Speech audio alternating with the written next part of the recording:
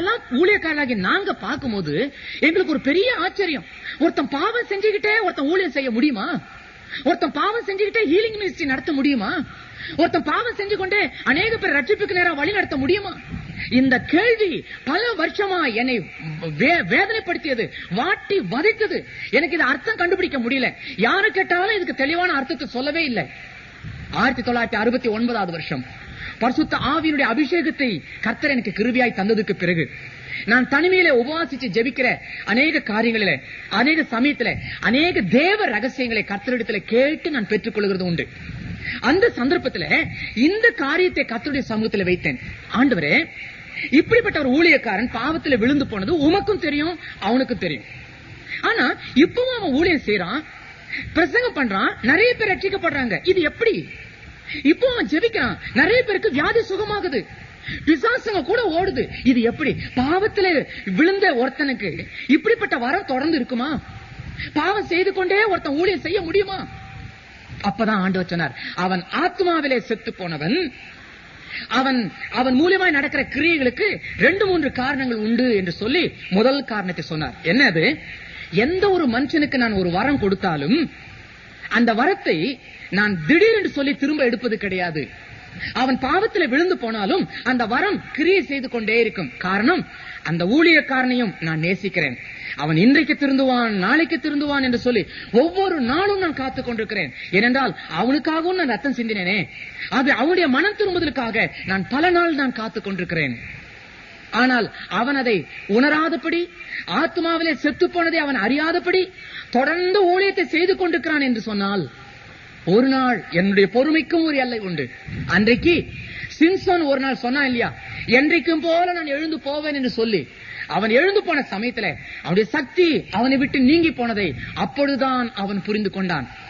சத்துருக்கள் வந்து அவனுடைய கைகளை பிடித்தார்கள், சங்கிலினாலே பிடித்தார்கள், கண்களை தோண்டி எடுத்தார்கள், தலை மொட்டை அடித்தார்கள். எல்லாரும் சிரிப்பதற்காக மண்டபத்தில் கொண்டு வந்து நிறுத்தி வைத்தார்கள். என்ன பரிதாபம்! பரிசுத்தாவினுடைய அபிஷேகத்தை பெற்றவன், பலமுறை அபிஷேகத்தை பெற்றவன், வல்லமையாய் கர்த்தர் மூலியமாய் எடுத்து உபயோகிக்கப்பட்ட ஒரு கருவியாய், ஒரு நல்ல ஒரு ஊழியக்காரனாய் அவன் உபயோகப்படுத்தப்பட்டவன். என்ன பரிதாபம்! போகிற இடத்துல எல்லாம் பாவம் செய்யறது, தேவன் தன்னுடைய ஊழியத்துக்காக கிருபையா அவனை ஆவினால நிறைக்கிறது, மறுபடியும் பாவம் செய்யறது, தேவன் கிருபையா மறுபடியும் அவனை நிறைப்பார். இதெல்லாம் என்ன யோசனை பண்ணா, பாவம் செய்ய செய்ய கர்த்தருடைய கிருபை எனக்கு தொடர்ந்து இருக்குதே. ஆகவே அப்போ கர்த்தருடைய கிருபை இருப்பதனால தொடர்ந்து நம்ம பாவம் செய்யலாம். இதே எண்ணத்துலதான் போற இடத்துல எல்லாம் பாவம் செஞ்சு செஞ்சு ஊழியத்தையும் நிறைவேற்றி கொண்டே வந்தான். ஆனால் கர்த்தருடைய பொறுமைக்கு ஒரு எல்லை உண்டு என்றது அவன் புரிந்து கொள்ள முடியாம போச்சு. அன்றைக்குதான் கர்த்தர் தான் கொடுத்த அந்த வரத்தை அவனிடத்தில் வந்து திரும்ப எடுத்தார். இதுதான் கர்த்தர் அன்றைக்கு என்னோடும் சொன்னது. இப்படித்தான் ஒரு நாள் நான் அந்த ஊழியக்காரன் கொடுத்த வரத்தை நான் திரும்ப எடுப்பேன். சரி, இது முதலாவது காரணம். இரண்டாவது, அந்த ஊழியக்காரன் பிரசங்கம் பண்றான், ஜெபம் பண்றான், நிறைய பேர் சுகம் ஆறாங்க, நிறைய பேர் ரட்சிக்கப்படுறாங்கன்னு சொல்றியே, அந்த ஊழியக்காரனுடைய பிரசங்கத்தினால் அல்லப்பா.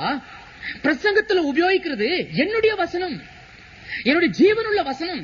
என்னுடைய வசனம் ஒரு நாளும் வெறுமையாய் திரும்பி வராது. என்னுடைய வசனம் சக்தி உள்ளது, வல்லமை உள்ளது, அது உயிர்ப்பிக்கிறது. ஆகவே அவன் உபயோகிக்கிற என்னுடைய வசனத்தின் வல்லமையினாலே ஜனங்கள் ரட்சிக்கப்படுகிறார்கள். அந்த வசனத்தின் சக்தியினாலே ஜனங்கள் உணர்த்தப்படுகிறார்கள். சுகமும் அதே வசனத்தினாலே, வாக்குத்தத்தினாலே ஜனங்களுக்கு கிடைக்கிறது. 107வது சங்கீதம் 20வது வசனம் சொல்லுகிறது, அவர் தமது வசனத்தை அனுப்பி அவர்களை குணமாக்கினார் என்று எழுதப்பட்டிருக்கிறது. கர்த்தருடைய வசனம் ஒரு மனுஷனை குணமாக்குகிறது. கர்த்தருடைய வசனம் ஒரு மனுஷனை உயிர்ப்பிக்கிறது. கர்த்தருடைய வசனம் ஒரு மனுஷனை ஜீவனுள்ளவனாக மாற்றுகிறது. ஆகவே அந்த ஊழியக்காரன் பிரசங்கம் பண்ணினாலும் அவனுடைய பிரசங்கத்தினாலேயோ அல்லது அழகான அந்த நய வசனத்தினாலேயோ அல்ல, என்னுடைய வசனத்தினாலே ஜனங்கள் ரட்சிக்கப்படுகிறார்கள், என்னுடைய வசனத்தினாலே ஜனங்கள் சுகமாக்கப்படுகிறார்கள். Is it possible? முடியுமா கர்த்தாவே? அப்படி எவ்வளவு நாளைக்கு அப்படி நடக்க போகிறது? ஆண்டவர் சொன்னார், ஒரு நாள் வந்து சொல்லுவாங்களாம், ஆண்டவரே, என்னுடைய நாமத்தினால், உம்முடைய நாமத்தினாலே நாங்கள் பிசாசுகளை துரத்தணும், உம்முடைய நாமத்தினால அற்புதங்கள் எல்லாம் நாங்க செஞ்சோம் அப்படின்னு சொல்லுவாங்க. அப்ப நான் என்ன சொல்லுவேன்? உங்களை நான் அறியேன் என்று சொல்வேன். அப்ப அதனுடைய அர்த்தம் என்ன? இவங்க என்ன சொல்றாங்க? சுட்டி காட்டுறாங்க, ஆண்டவரே, வேற நாமத்துல நாங்க அற்புதம் செய்யல, சாய்பாபா நாமத்துல செய்யல, இயேசு என்ற நாமத்தில் தான் நாங்க செஞ்சோம். ஆகவே வஞ்சிக்கிற ஆவி பிசாசு என்ன செய்யும்? இயேசுனுடைய பேரையே சொல்லி சொல்லி மக்களை வஞ்சிப்பதற்காக ஏற்பாடு செய்யும். இவங்களுடைய ஜீவியத்தை பார்த்தா இயேசுனுடைய பரிசுத்தத்துக்கு இவங்களுக்கும் சம்பந்தமே இருக்காது. ஆனா மக்களை வஞ்சிப்பதற்காக இயேசுவின் பெயரை எடுத்துக் கொள்வார்கள். இன்னைக்கு நடக்கிறது அப்படித்தானே? இன்னைக்கு இலங்கையில மாத்திரமல்ல, இந்தியாவில, குறிப்பா இந்தியாவில, தமிழ்நாட்டில அநேக ஊழியக்காரர்கள் பயங்கரமான ரகசிய பாவத்துக்குள்ள விழுந்திருக்கிறாங்க. ஆனா என்ன ஹீலிங் மினிஸ்ட்ரி தெரியுமா? எவ்வளவு அற்புதமான கூட்டம், திரளான கூட்டங்கள், ஜனங்கள் நிறைய பேர் ரட்சிக்கப்படுறாங்க, நிறைய பேர் பாவத்திலிருந்து விடுதலைப்படுறாங்க, சுகமாறாங்க. ஆனா அந்த ஊழியக்காரனுடைய ஜீவியம் பயங்கர பாவத்துக்குள்ள இருக்கிற ஜீவியம். எத்தனை ஊழியக்காரங்க அப்படி இருக்கிறாங்க? அருமையானவர்களே, வஞ்சிக்கப்படக்கூடாது. இயேசுவின் நாமத்திலேயே தான் இதெல்லாம் நடக்கும். வேற நாமத்துல நம்ம சீக்கிரம் கண்டுபிடிச்சிருவோமே. ஆகவே வஞ்சிக்கிற ஆவி என்ன செய்யும்? இயேசுவின் நாமத்தில் தான் இவ்வளவு காரியத்தையும் செய்யும். கர்த்தருடைய பிள்ளைகள் வஞ்சிக்கப்படக்கூடாது. அப்போ வஞ்சிக்கப்படாமல் இருக்கணும்னாக்கா என்ன செய்யணும்? முதலாவது இந்த 3 காரியத்தையும் கர்த்தர் எனக்கு சொன்னது. ஊழியக்காரன் பாவம் செய்து கொண்டே அற்புதங்களை செய்ய முடியும்ன்றதை அவர் திட்டவட்டமா எனக்கு சொல்லி காமிச்சார். அப்பதான் ஒரு காரியம் எனக்கு நல்லாவே புரிஞ்சது. பாவம் செஞ்சிட்டே கூட நிறைய பேர் ஊழியம் செய்யலாம், பாவம் செய்து கொண்டே கூட சில அற்புதங்கள் நடக்கலாம் என்பதை திட்டவட்டமாக நான் புரிந்து கொண்டேன். ஆண்டவருடைய மனம் என்னமாய் வேதனைப்படுகிறது தெரியுமா? சரி ஆண்டவரே, இதுல இருந்து ஜனங்களை எப்படி சரிப்படுத்துவது? ஆண்டவர் சொன்ன ஒரே காரியம், வசனத்தின் மேல் நம்பிக்கையா இருக்கிறவனை இந்த வஞ்சிக்கிற ஆவி ஒன்றுமே செய்யாது. இந்த அற்புதத்தையும் அதிசயத்தையும் மாத்திரமே நாடி போறாங்க பாருங்க, அவங்கதான் சீக்கிரம் பாவத்துல விழுந்துருவாங்க, இந்த வஞ்சிக்கிற வலையில விழுந்து போயிடுவாங்க. வசனம் கையில இருக்குது, அந்த வசனம் உயிர்ப்பிக்கும்ன்றது அவங்களுக்கு நல்லா தெரியும். நீ எப்படி கீழ்ப்படியணும், எந்த பாவத்தை செய்திருக்கிற, பைபிளை வாசிக்கும் போது நீ உணர்த்தப்படுவ. உணர்த்தப்பட்டதுக்கு நீ என்ன செய்யணும்ன்ற பரிகாரம் பைபிளே இருக்குது. நீ அந்த வசனத்துக்கு கீழ்ப்படிஞ்சா அற்புதம் தானாகவே நடக்கும். ஆக வசனத்தை நம்பாம இந்த குறுக்கு வழியில ஆசீர்வாதத்தை பெறணும்னு சொல்லிட்டு போறாங்க பாருங்க, அவங்கதான் ரொம்ப லேஸ்ல இந்த மாதிரி மாயமாலமான ஊழியத்தின் மத்தியில விழுந்து போகிறவர்கள்.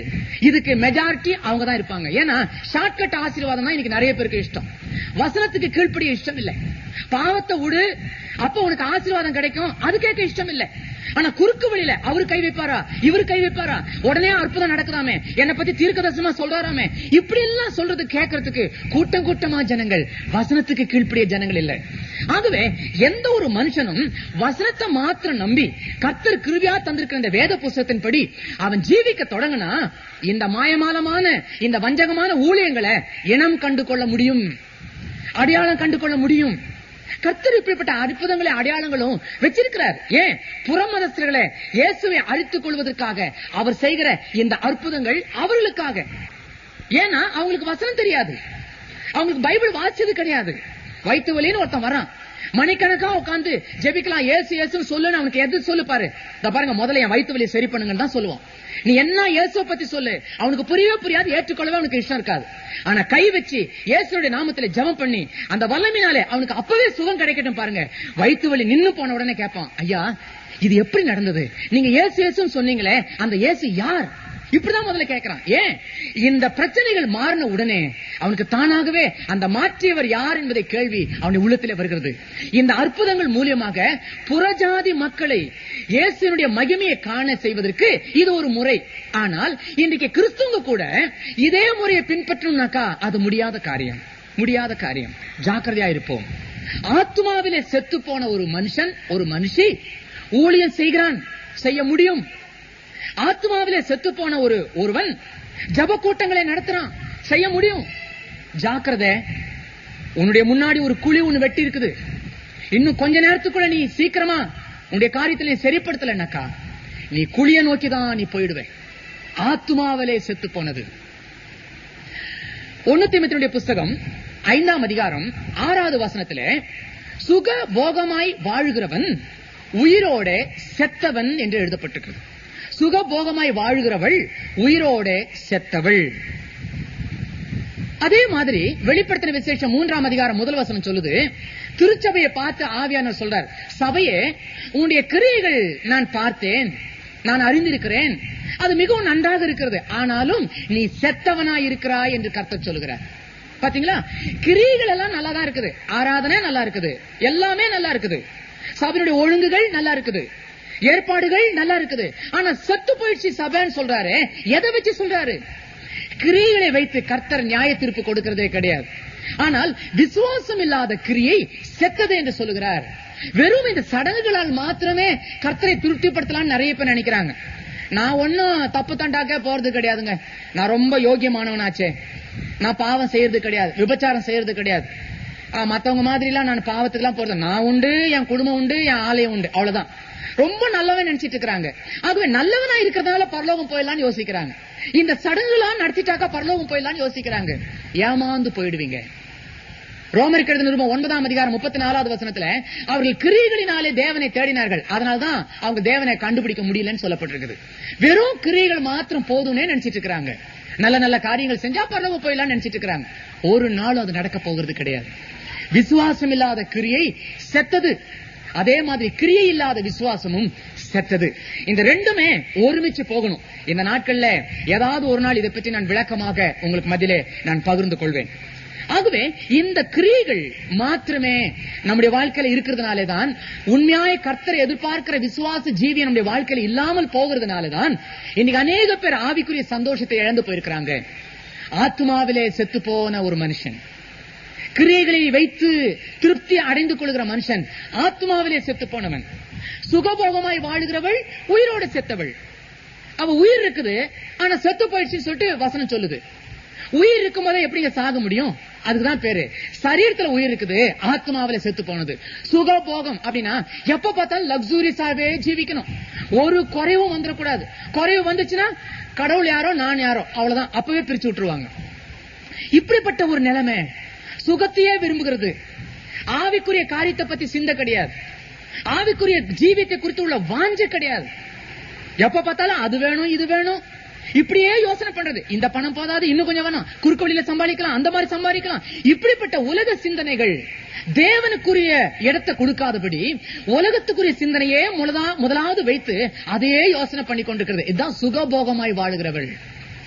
மலையாள புஸ்தகத்துல மலையாள பாஷையில காமுகி ஆயவளோ ஜீவிச்சிருக்கும் போதன்னே மரிச்சவள் அப்படின்னு எழுதியிருக்கு. அப்படின்னா என்ன அர்த்தம்னாக்கா, எப்ப பார்த்தாலும் இந்த ஜடத்தின் இந்த சரீரத்தினுடைய எண்ணமே அவங்களுக்கு இருக்குது. சரீரத்தை திருப்திப்படுத்தணும், குடும்பத்துக்கு, நம்முடைய பிள்ளைகளுக்கு, வீட்டுக்கு, இதேதான் யோசனை. ஆனா ஆவிக்குரிய காரியத்தை பத்தி சிந்தனை கிடையாது. ஏசாமி என்ன சொல்றாரு, முதலாவது தேவனுடைய ராஜ்யத்தை தேடுங்க, அதுக்கு பிறகு இதெல்லாம் உங்களுக்கு சகலமும் உங்களுக்கு கிடைக்கும்னு சொல்றாரு. ஆனா நீ என்ன சொல்ற, அப்படி இல்ல சாமி, முதல்ல என் காரியத்தை கவனியும், அப்புறம் உங்க காரியத்தை கவனிக்கிறேன். கர்த்தர் முதல் சொல்றது நீ ரெண்டாவது போடுறதுக்கு நீ யாரு? நீ யாரு? அது கர்த்தர் ஃபர்ஸ்ட் சொன்னா நீ ஃபர்ஸ்ட் தான். அவருக்கு கொடுக்கிற முதல் இடத்தை நீ முதல்ல கொடுத்துரு. அதுக்கப்புறம் பாரு, அவர் வாக்களிச்சா பொய் பேச அவர் மனுஷன் கிடையாது. சொன்ன மாதிரி நீ முதல்ல தேவனுடைய ராஜ்யத்தை தேடியா, அதுக்கப்புறம் பாரு மத்ததெல்லாம் தானா உனக்கு கிடைக்கும். இன்னைக்கு டாக்டரின் ஆஃப் ப்ராஸ்பெரிட்டி, இதுதான் இன்னைக்கு நிறைய ஊழியமே. இயேசுவை நேசிச்சா அது கிடைக்கும், இது கிடைக்கும், வேலை கிடைக்கும், அரேபியாவுக்கு அடுத்தது உனக்கு வழி திறந்து கொடுப்பாரு, ஜெர்மனிக்கு போகிறதுக்கு வழி திறந்து கொடுப்பாரு. இயேசு இப்படி அவர் ஆசை காட்டி இயேசுவை அறிவிக்கிறதுக்கு நிறைய பேர் ஆசைப்படுறாங்க. அது ராங் டாக்டரின், அது தவறான முறையில நம்ம இயேசுவை நம்ம பிரதிபலிக்கிறோம். ஆசை காட்டி மோசம் செய்யற மாதிரி அது. ஒரு நாள் அந்த மாதிரி உள்ள உபதேசத்தை சொல்லவே கூடாது. இயேசுவை நேசிச்சா உனக்கு அது கிடைக்கும் இது கிடைக்கும், தவறு. தெளிவா வசனம் சொல்லுது. தீமோத்தேயுடைய புஸ்தகம் 3ஆம் அதிகாரம் 12வது வசனத்துல, கிறிஸ்து இயேசுக்குள் பக்தியாய் ஜீவிக்க மனசு உள்ளவர்கள் எல்லாரும் துன்பப்படுவார்கள். இத சொல்லி பாரு, அவன் பிச்சுட்டு போயிடுவான், எனக்கு வேணாம் உனக்கு வேணாம். ஏன்னாக்கா கிறிஸ்துவ நேசிச்சா துன்பப்படுவன்னு முன்னாடியே சொல்லிட்டாங்களே, அப்புறம் என்னத்துங்க, ஏற்கனவே தான் நான் நொந்து போயிருக்கிறேன். இப்படிதான் நிறைய பேர் சொல்லுவாங்க. ஆனா இந்த துன்பத்தின் மத்தியில ஒரு விசேஷ ஒரு இன்பம் இருக்குதுன்றதை விளங்க வைக்கணையா, அதுதான். ஏன்னா கிறிஸ்துவை ஏற்றுக்கொண்ட உடனே இந்த உலகம் நம்மை பகைக்க ஆரம்பிச்சிரும். நீ இந்த உலகத்துக்கு உரியவனாக இருக்க மாட்ட, அவன் பொய் பேசுவான், நீ பொய் பேச மாட்ட, அதனால அநேக ஆதாயங்களை நீ இழக்க வேண்டி வரும். ஆகவேதான் கிறிஸ்துவை ஏற்றுக்கொண்டதுக்கு பிறகு பலவிதமான பிரச்சனைகள் உன்னை தேடி வரும் என்பதை கர்த்தர் முதலாவதாகவே உனக்கு குறிச்சு கொடுத்துறாரு. இததான் நீ இயேசுவை ஏற்றுக்கொள்றவங்களுக்கு முதல்ல நீ சொல்லிடணும். ஆனா நீ அவங்களை ஆசை காமிக்கிறியே, இயேசுவை ஏற்றுக்கொண்டா உனக்கு நிச்சயமா அது கிடைச்சிடும் சொல்லிட்டு நீ பிராமிஸ் பண்றியே, எல்லாம் உன் கையில இருக்கிற மாதிரி நீ பிராமிஸ் பண்றியே. அருமையானவர்களே, அது தவறான முறையில நாம் கொடுக்கிற உபதேசம். அது இயேசுவை நேசித்தால் இயேசுடைய ராஜ்யத்துக்குரிய காரியத்தை அவன் முதலாவது சிந்திக்க ஆரம்பிச்சானாக்கா, அதுக்கப்புறம் மற்ற காரியங்கள் எல்லாம் கர்த்தர் உனக்கு கூடவே கொடுப்பார் தான் அதனுடைய அர்த்தம். ஆகவே ஆத்மாவிலே செத்து போன ஒரு மனுஷன் அல்லது ஒரு மனுஷி சுகபோகமாய் வாழ ஆசைப்படுறானே, அவங்கள் ஆத்மாவிலே செத்து போனவர்கள் என்று கருதப்படுகிறார்கள். சுகபோகமாய் உலகத்தை பத்தியே யோசிக்கிறேன்.